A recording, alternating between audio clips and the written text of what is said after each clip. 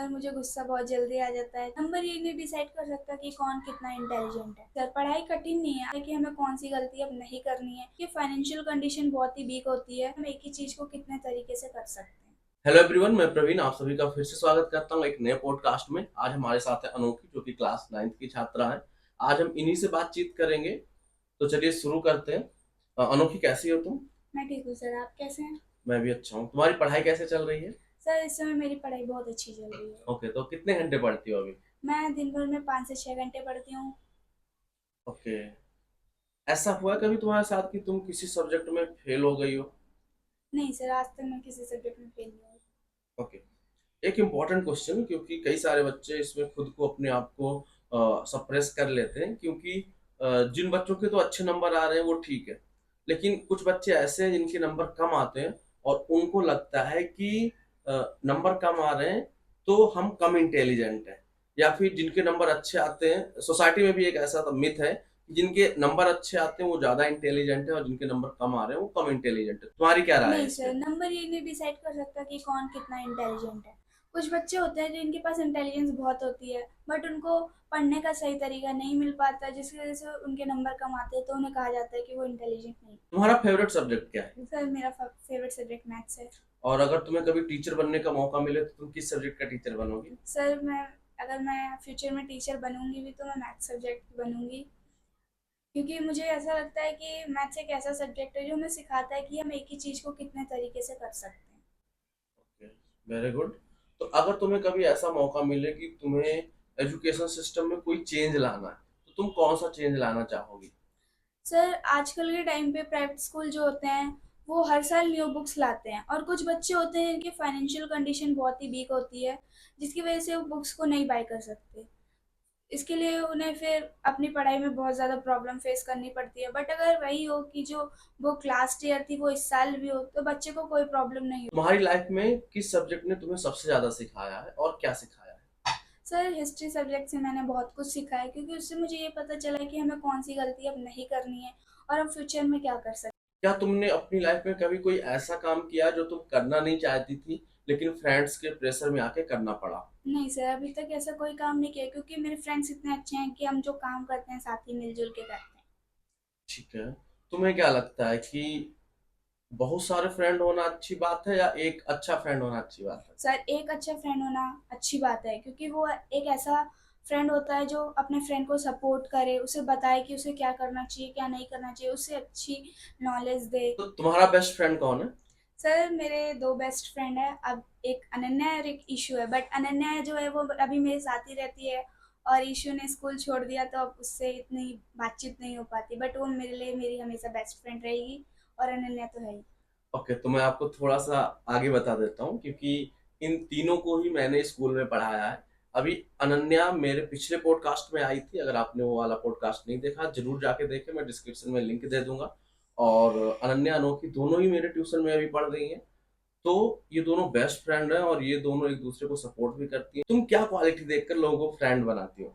Sir किसी इंसान का बिहेवियर अगर अच्छा हो, वो किसी की हेल्प करे, किसी से अच्छे से बात करे, तो ऑब्वियस सी बात है आपका तो मन करेगा ही कि आप उसे अपना फ्रेंड बनाओ। यही सब देख के मैं किसी को अपना फ्रेंड बनाऊंगी। ओके, सोशल मीडिया यूज करती हो तुम? Yes sir. ओके, तुम्हें क्या लगता है जो पढ़ने वाले बच्चे हैं उन पर सोशल मीडिया का क्या प्रभाव पड़ता है? सर जो पढ़ने वाला बच्चा है, अगर उसे पता है कि उसे सोशल मीडिया से सिर्फ पढ़ना है, तो उसे कोई नहीं बिगाड़ सकता। उसके ऊपर अगर खुद का कंट्रोल है कि मुझे सोशल मीडिया से उल्टी सीधी चीज़ें नहीं सीखनी, तो वो कभी नहीं बिगड़ सकता, उसके ऊपर कोई गलत प्रभाव नहीं पड़ेगा उसका। मेन सोशल मीडिया का अच्छा यूज करके लोग अच्छे भी बन सकते हैं, ठीक यस है, सर। अपने लाइफ को इम्प्रूव कर सकते हैं। Yes sir. तुम्हारे डिफिकल्ट टाइम में तुम्हारा सबसे ज्यादा साथ किसने दिया और किसने तुम्हें मोटिवेट किया है? सर मेरे डिफिकल्ट टाइम पे सबसे ज़्यादा सपोर्ट मुझे मेरे फैमिली वालों ने और मेरे प्रवीण सर ने किया है। ओके, कोई ऐसी एक सिचुएशन बताओ जिसने तुम्हें पहले से भी ज्यादा स्ट्रांग बना दिया। सर इस अभी कुछ साल पहले मेरे पापा की हेल्थ कंडीशन बहुत ज़्यादा ख़राब थी, जिस कंडीशन में बिल्कुल नहीं लग रहा था कि मेरे पापा ठीक हो पाएंगे। बट एक उम्मीद थी कि मेरे पापा ठीक हो पाएंगे। उस कंडीशन में सबने बोला कि अगर तुम स्ट्रांग रहोगे तो तुम्हारे पापा के अंदर भी थोड़ी इच्छा रहेगी कि वो ठीक हो सकते हैं। तो उसी कंडीशन में मैं सबसे ज़्यादा स्ट्रांग थी, सिर्फ अपने फादर के लिए। उन बच्चों के लिए तुम क्या कहना चाहोगी जिनको लगता है वो पढ़ने में कमजोर है और पढ़ाई कठिन है? नहीं सर, पढ़ाई कठिन नहीं है। अगर आप उसे रोज रिवाइज करेंगे, उसकी प्रैक्टिस करेंगे तो वो कभी कठिन नहीं हो सकती, वो आपके लिए और अच्छी और इजी बन जाएगी। ओके, तुम्हारी लाइफ का सबसे बड़ा सपना क्या है? सर, मेरी लाइफ का सबसे बड़ा सपना ये है कि मैं अपने पेरेंट्स को वो हैप्पीनेस दे पाऊँ जो वो डिजर्व करते हैं। तुम्हें एक चेंज लाना हो सोसाइटी में तो तुम कौन सा चेंज लाना चाहोगे? सर, आपने भी सुना होगा सोसाइटी में एक वर्ड है डिस्क्रिमिनेशन, जो बॉयज़ और गर्ल्स में बहुत ज़्यादा ही होता है। बट ऐसा नहीं करना चाहिए ना, सबको इक्वलिटी देनी चाहिए। क्योंकि आजकल के टाइम पे जो चीज़ बॉयज़ नहीं कर सकते वो लड़कियां करके आगे निकल चुकी हैं। उनके अंदर भी बहुत सारी क्वालिटी हैं जो वो दिखा सकती हैं। बट डिस्क्रिमिनेशन की वजह से शायद कहीं ना कहीं गर्ल्स पीछे रह जाती हैं, अनोखी का मानना है। तो हमें डिस्क्रिमिनेशन नहीं करना चाहिए, and I strongly support it कि हमें डिस्क्रिमिनेशन नहीं नहीं कर। करना चाहिए। ठीक है, कोई एक प्रॉमिस जो तुम खुद से करना चाहती हो? सर, मैं खुद से ये प्रॉमिस करना चाहती हूँ कि मैं कभी भी झूठ नहीं बोलूँगी। मैं हमेशा जो भी काम करना है वो ईमानदारी से ही करूँगी। Very good. एंड अगर आप स्टूडेंट हैं और मेरा पॉडकास्ट देख रहे हैं तो आपको भी ऐसा ही करना चाहिए। कभी भी आप ईमानदारी से ही कोई काम करें। और बेईमानी करके हम कुछ टाइम के लिए दूसरों की नज़रों में अच्छा बन सकते हैं, ज़्यादा पैसा कमा सकते हैं, लेकिन अगर हमें लॉन्ग टाइम लाइफ में आगे प्रोग्रेस करनी है ना, तो हमें ईमानदारी का रास्ता ही चुनना होगा। अपनी कोई एक ऐसी आदत बताओ जिसको तुम सुधारना चाहती हो। सर, मुझे गुस्सा बहुत जल्दी आ जाता है, जिसकी वजह से मैं अपनी मम्मी को बहुत ज़्यादा हर्ट कर देती हूँ। इसलिए मैं चाहती हूँ मुझे गुस्सा ना आए। ओके, तो गुस्सा क्यों आता है तुम्हें? सर, जब मम्मी डांटती हैं तो गुस्सा आ ही जाता है। तो मम्मी कहीं ना कहीं अच्छे के लिए डांटती यस होंगी। सर, मुझे फिर बाद में रिग्रेट भी होता है कि मैंने ऐसा क्यों किया। ठीक है, तो गुस्सा भी नहीं करना चाहिए, right? Yes sir. Okay, life में कोई ऐसा एक मोमेंट बताओ जिसने तुम्हें पूरी तरीके से चेंज कर दिया। नहीं सर, अभी तक मेरी लाइफ में ऐसा कोई मोमेंट नहीं आया जिसने मुझे चेंज कर दिया, बट मे बी आगे चल के हो ऐसा। अच्छा, तुम्हें क्या लगता है लाइफ में चेंज जरूरी है या नहीं? सर, लाइफ में चेंज ज़रूरी है। क्यों? सर, अगर हम उसी टाइम पे जिएंगे एक ही चीज़ पे तो दुनिया आगे निकल जाएगी और हम पीछे ही रह जाएंगे।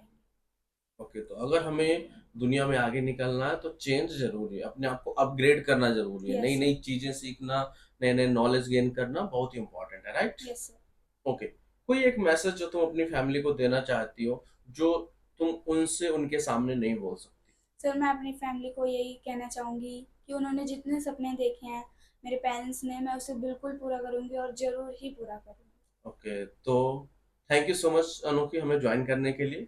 पॉडकास्ट आपको कैसा लगा कमेंट करके जरूर बताएं।